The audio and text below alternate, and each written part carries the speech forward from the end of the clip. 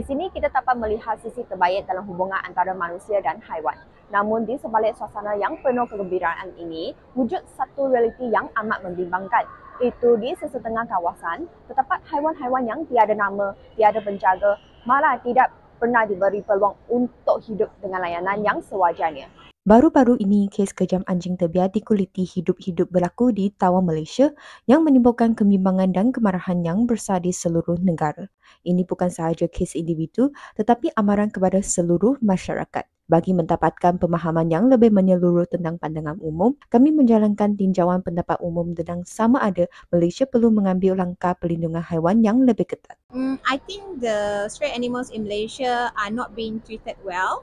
Based on our research, the population of stray animals in Malaysia, especially dogs, are a lot. So they are not given enough attention, and I think the shelter homes also could not occupy all of them together. Berhadapan dengan peningkatan jumlah haiwan terbiar, kekurangan sumber serta hakikat bahawa mereka tidak mampu bersuara, masyarakat mula merenung peranan dan tanggungjawab manusia dalam hubungan ini. A bit sad to hearing this. Why? Because we know that pets is actually they don't have the right or rejected say yes or no, right? So human being, we are the person that we have the right to take care of them or even kill them. So I feel like we have to protect those animals even though it's not our pets or those people that really hate, just ignore lah, not to abuse them.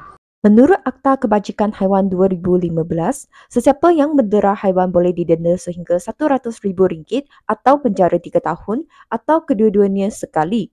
Tapi bagi mereka, undang-undang ini masih belum cukup ketat untuk melindungi haiwan terbiar.